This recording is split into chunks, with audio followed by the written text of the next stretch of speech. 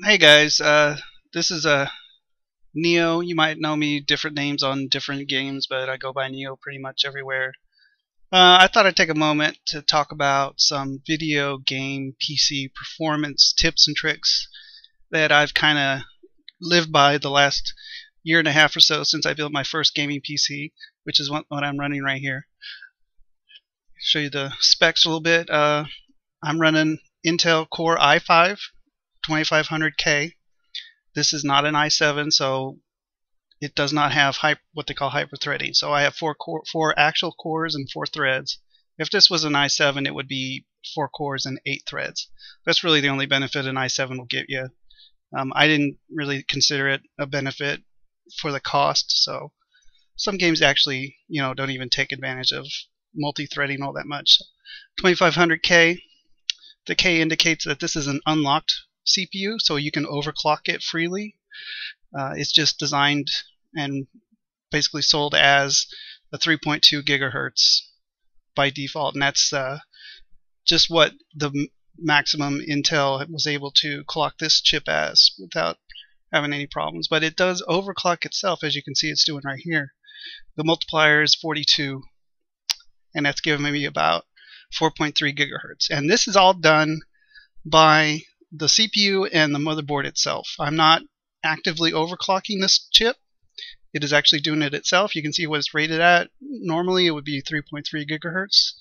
But again, Turbo Boost features from Intel CPUs and the Core series, it is actually overclocking itself to 4.3-ish gigahertz automatically. And this is actually one of the tips I would like to get across to people, is that you don't have to overclock every piece of your PC for gaming. You don't have to do it 24/7. This computer will overclock itself when it needs to.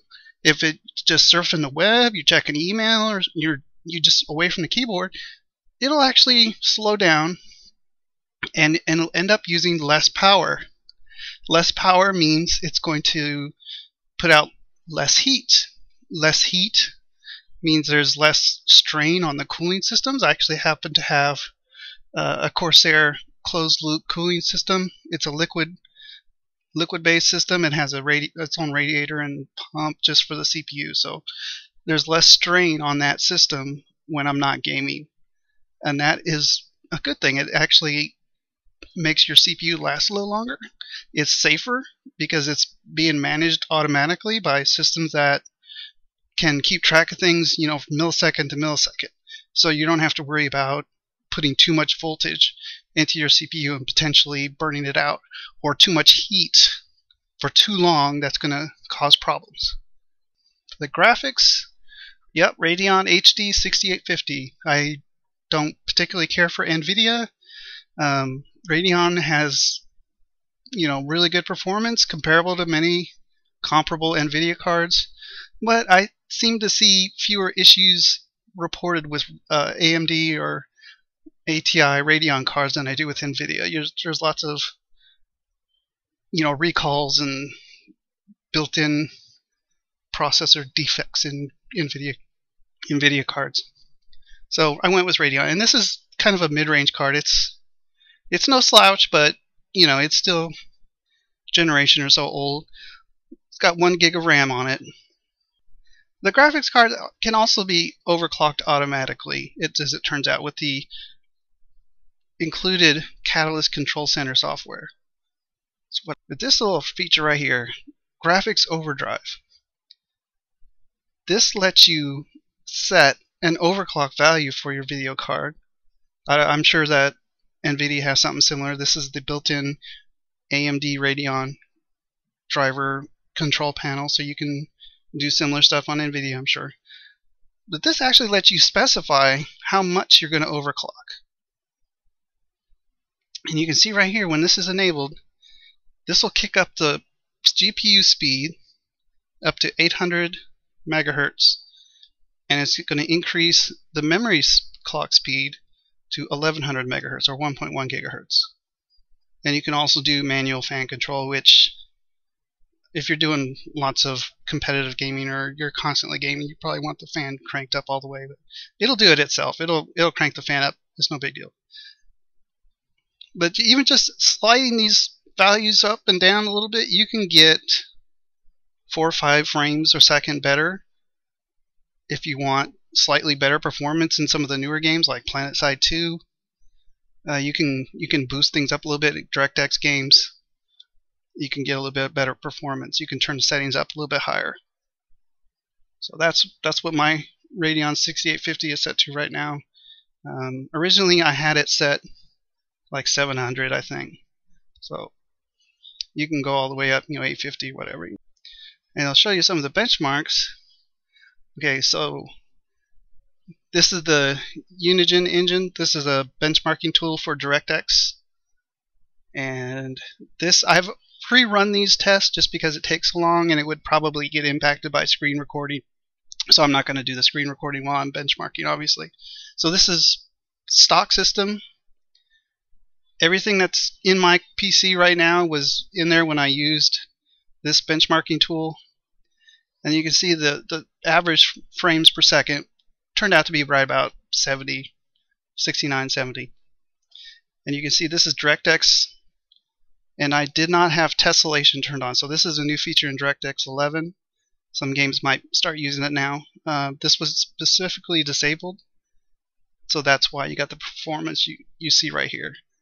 And you can see the max FPS. So that's in certain scenes where there's no like sunlight highlighting, occlusion, that kind of thing, you're going to get higher frames. And then the minimum frames is where there's a lot of sunlight rays, glare, lens flare type. When you see lens flares, you're going to get a little bit lower frame rate. So this is the actual minimum and the maximum, and this is the average. So the average is actually what you see most of the time throughout that demo or the benchmarking. And now I also have it with tessellation turned on in DirectX 11. You can see it's set to normal here. And you can see the frame rate dropped. The low end is really low. So it's about a third lower. A third of the lowest setting. And the high end, we still drop down about 20% difference. So it does take a pretty big hit on this particular card. If you have a newer card, you have a 7000 series AMD or a NVIDIA 680, 690, you're going to get a lot better performance, obviously. I'm talking about, mid-range, cheap card. You can get a 6850 if you can find one like $100 some bucks now. So you can actually save a lot of money, but still get pretty decent performance. It's kind of the whole point. And just for kicks, I did an OpenGL in the Unigine benchmark, and you can see the performance here. It dropped off a fair bit. The max FPS went down to about 80, and the minimum was way down there, and that was just with the OpenGL. But obviously, all the other settings and the hardware is exactly the same. And then I tweaked my video card settings to overclock a little bit higher. And it doesn't show you the speed of the video card, but in this run, just about got to 70 frames per second. That was with the 700 megahertz GPU speed and the, I believe it was a 1 gig memory clock speed.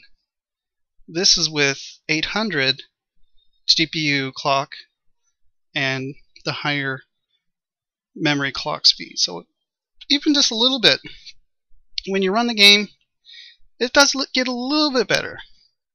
And what you really look for is a higher max FPS and a higher minimum FPS. The average is going to be the average of whatever you run throughout the game. You're not going to get this consistently. You're going to flip-flop between, below and above this. So figure this will be like a high action scene. If you're in a big fight battle with a lot of particle effects and whatnot going on, you can get somewhere around here. If you're just out flying through the sky in PlanetSide 2, you're just kind of walking around looking at buildings and whatnot, you're going to get north of 100 frames per second. So kind of look at these as, what real world you're going to get. Somewhere like 40, 50 in a fight, and then 100 something when you're just kind of walking around not doing much of anything in a game like PlanetSide 2. So another place you can optimize without having to spend any money or take your existing hardware and get better performance. Again, we're going to look at PlanetSide 2. This game is similar in its restrictions on performance as, say, DayZ, and this tip will actually apply to either one, but I'm going to go with PlanetSide 2 because that's kind of a little bit more popular right now. But we're going to edit this INI file, and you can see in the path where it's located.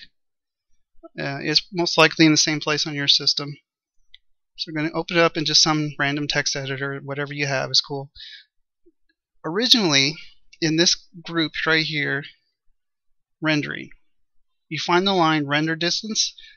This line by default is going to say minus 1,000, 1 point something, whatever, million, whatever. Change that to some value like this. I have 1800. This basically means, I believe it's 1800 meters from your position out in any direction is how far the game engine is going to render content. The mountains, the ships, people, buildings, whatever, explosions.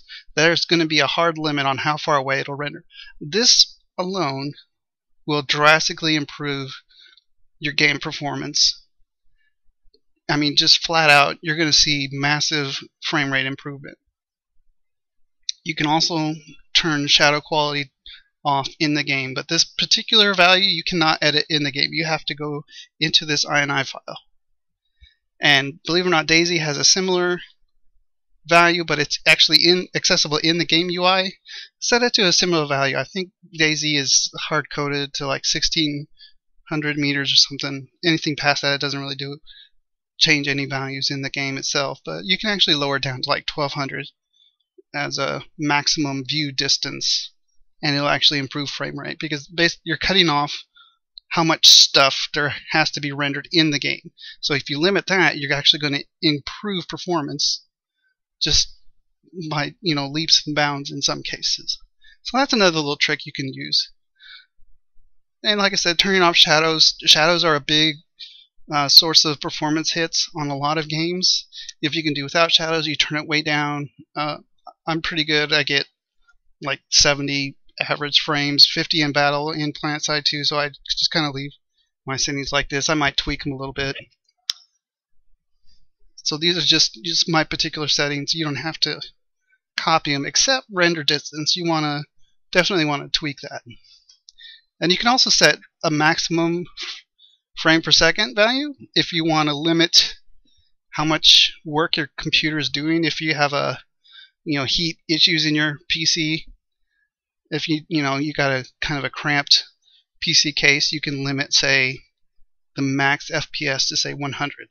250, I mean, that's crazy. You don't need to be rendering that fast. You can't even perceive action that fast. It's kind of silly. So you could change that. You could change that to be like 100 or something. And that would, again, keep the game engine from doing more work than is necessary. There's no benefit to going past, say, 100 frames, unless you have one of those new 120 hertz flat panel screens. Then yeah, you could just leave that at 120. If you have a 680, 690 NVIDIA, or you have a 7000 series AMD card.